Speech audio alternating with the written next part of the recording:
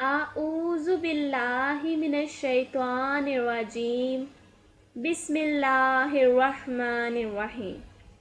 السلام علیکم ورحمۃ اللہ وبرکاتہ۔ امید کرتی ہوں کہ آپ سب خیریت سے ہوں گے۔ آج ہمارا تجوید القرآن کا سبق نمبر 14 ہے۔ آج کے سبق میں ہم نون مشدد اور میم مشدد کے بارے میں پڑھیں گے۔ اب اپنے سبق کا آغاز کرتے ہیں۔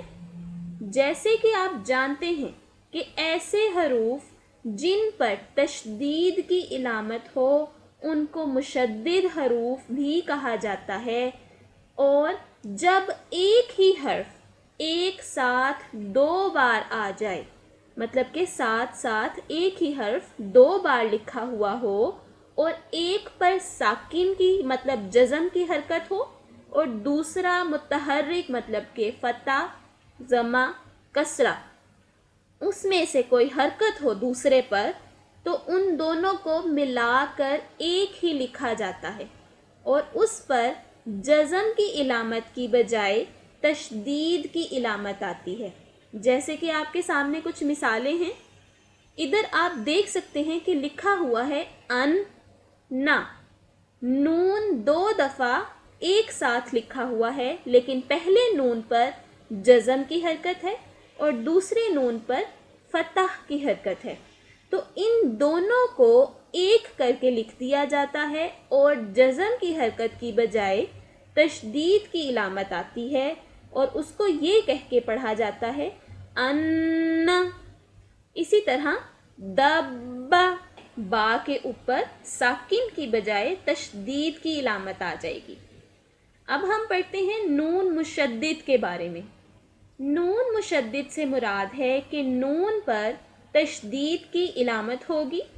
اگر نون پر شد آ جائے مطلب تشدید آ جائے تو نون کی آواز ایک الف کے برابر لمبی کر کے ناک سے غنہ کی صورت میں ادا کی جاتی ہے، مطلب کہ جتنا ایک الف لمبا ہوتا ہے اتنی دیر تک نون کی آواز کو ناک میں آپ نے غنہ کر کے جاری رکھنا ہے، اس کو نون مشدد کہتے ہیں۔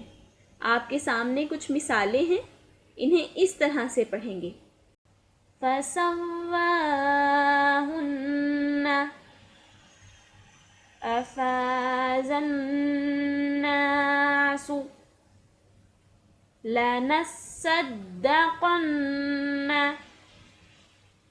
آپ نے نوٹ کیا ہوگا کہ میں نے نون کی آواز کو اپنے ناک سے جاری رکھا ہے اس طرح سے، ہن، زن،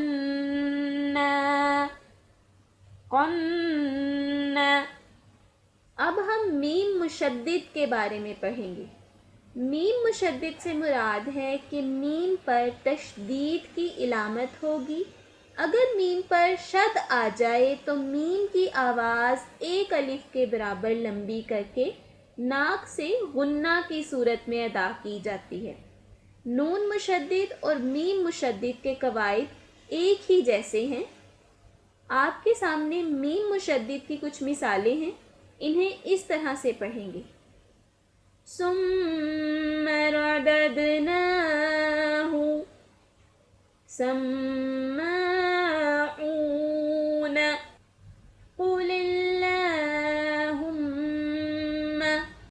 آپ نے نوٹ کیا ہوگا کہ میں نے میم کی آواز کو جاری رکھتے ہوئے پڑھا ہے اور ناک سے اس کو غنہ کی صورت میں ادا کیا ہے، کچھ اس طرح سے، ثم، سم، ہم۔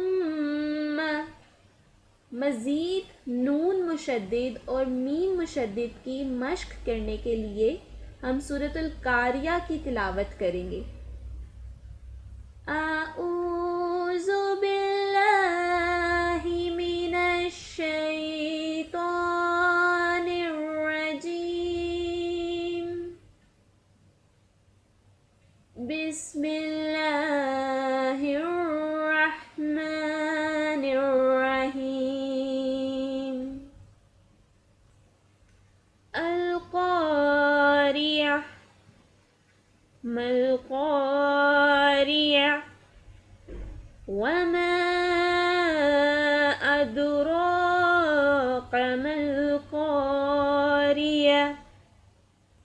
یوم یکون الناس کالفراش المبثوث